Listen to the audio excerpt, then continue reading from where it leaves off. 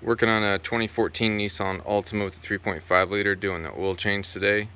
Just going to show some simple step-by-steps and try to keep it quick. While it's on the ground, we're going to take our 4-way and we're going to break all the lug nuts free. Now that those are broken free, going to take our jack, and you can see that. Put it on the jack point.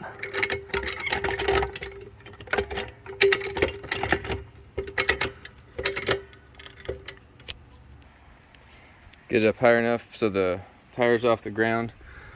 We'll move our jack stand under here. Then we'll finish taking the lug nuts off.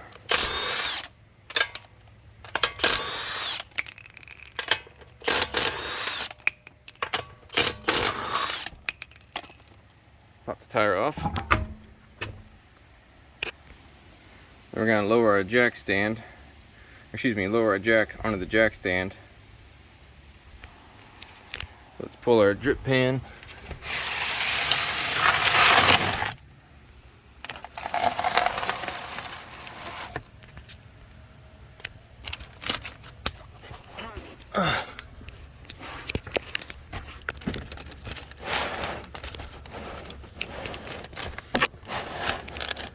So there's a 14mm bolt that we've got to access and get it knocked out. So ideally, we just want to break it free. A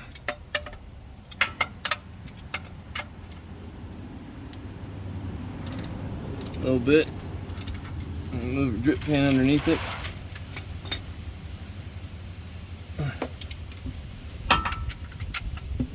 I'd rather do this in the garage, but it's currently taken by another project, so the wind is going to be a little bit of a factor. And this oil draining down correctly.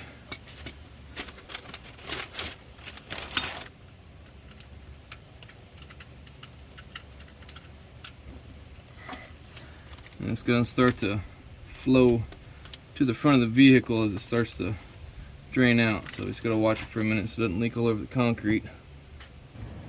Now while the oil's draining out of the oil pan, get these clips off. This tool is nice, otherwise you can use a flathead screwdriver and it'll work as well.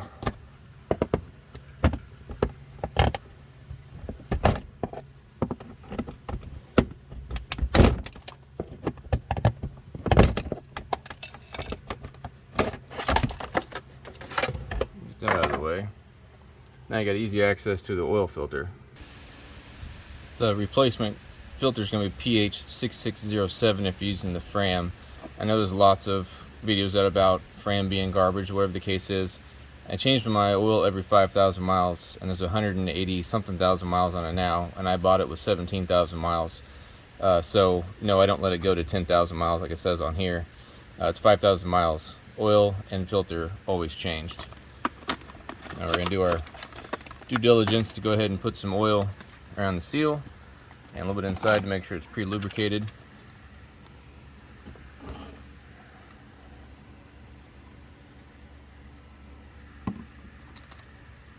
Dab your finger, get it on that rubber seal.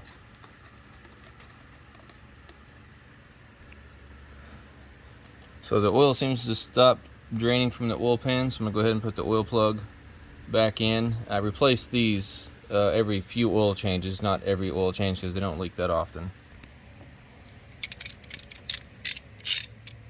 As far as tightening the pan bolt back, there is a torque spec out there, but I mean really just you want to get it snug and then leave it. You don't want to strip it out by any means. So right now it's tight, and then just a little turn to make sure it's snug and you're good. Now I typically like to take some paper and put under here to keep everything cleaner, but since I'm outside and it's blowing the wind, that paper's just gonna fly off. So it's gonna get a little bit messy, but we got the drip pan down there. And assuming you didn't over tighten it and you put oil on it last time, this should run out. Yep, go on both sides. That's why I like the paper, because you can direct which way the oil flows, but we'll just let it drip for right now. And you can do this oil change without taking the tire off. This panel, you can pop some of the bottom pieces off, come up from underneath and let it twist down. I just like having full access to everything. I think it makes it easier, and I don't mind taking the tire off. In this particular circumstance, I'm actually rotating the tires anyway, so I gotta take it off. Okay, so our drip has pretty well slowed to a crawl. So I'm gonna wipe this off, get all the gunk off.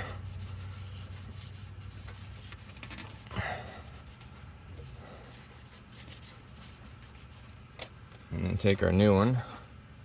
It's been pre-lubed and oiled. Make sure that's good and lubricated. You'll lose a little bit of oil in this, but you got a drip pan underneath it. Spin her on. Spin, spin, and now I'm getting a little bit to the tight section, and just give it a little turn and you're done. Clean off all your workspace to make sure you know what's a new leak and what's an old leak. As far as cleanup goes, I mean, we've got a little bit of oil spillage on this side. There was some over here that I already wiped up. You can see there's some trails on the paper, but I mean, it's clean on the concrete, so don't have to worry about that. Something else I noticed while I was in here, this is the original belt to the Nissan, the serpentine belt, and there's some cracks showing now, so I'm gonna go ahead and replace that, go to the parts store and get that while it's already off. I'll say also as a tip, get a little bit of anti-seize. You can get the little packets also if you need to. Put a little dab on the threads, so when you put the threads back on, these things won't get rusted on there and have a tendency to break off these lug bolts. That just gets intrusive and expensive to try to get replaced. So that's always been a friend of mine for years and years and years after I lost a few lug bolts along the way. Just there you go. And these clips, I wanted to show putting it back together, but I got to change that belt out. So these clips, when you go to put those back, you want to pull the pin out about halfway, and you're going to compress the tip through the hole. Insert whatever joke you want there. And then when you pop it in, then you'll just push that button in and it'll help secure it in place. One thing that's been consistent about this car is this oil cap is just a bug to get off with just your hands. So a good pair of channel locks works pretty well to get that loosened up and ready for oil. You want to make sure your funnel is good and cleaned out before you just dump it in there, because all those contaminants is what leads the car to failure. So get you a good towel, wipe it down all the way down there through the hole on the outside, and then you can put it in your filler. It's got different oils it can take depending on what part of the country you live in, your weather. I've used a 530 in this at all times. Typically I use Quaker State, just a regular, but they were out, so I've got some Valvoline high mileage 530. It's a synthetic blend I don't usually use, but it's not going to hurt anything, doesn't call for it necessarily. The fill capacity is 5 1/8 quart, which, I mean, like someone just wanted to be a butthole and say, hey, I know you can buy 5 quarts at a time, but go ahead and get another 1/8 of a quart. But I've always just done 5 quarts without the extra 1/8, and this thing's ran so well that between 5,000 mile oil changes, I'm usually only a half a quart below the full line, so I've never worried about that. It's got plenty of lubrication. Alright, so it's filled up. I'm going to take the funnel and move it to my jug, because I'm going to put my old oil into the jug for recycling. Just snug on that's good too. Alright, so we're going to take our old oil and move it to our 5 quart can. Black Gold Texas Tea. Beverly Hillbillies reference, just FYI. Yeah.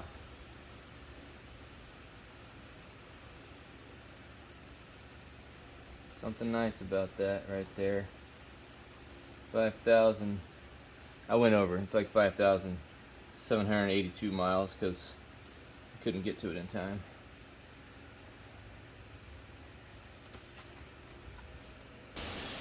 And let's just wipe this guy out real good,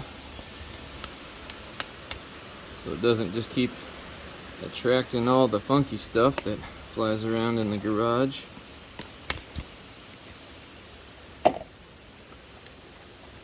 Cap that guy, and then mark it to indicate, don't use me, I'm bad, I'm garbage. I think this is where I'm supposed to make some sort of weird Scotty Kilmer face and end the video.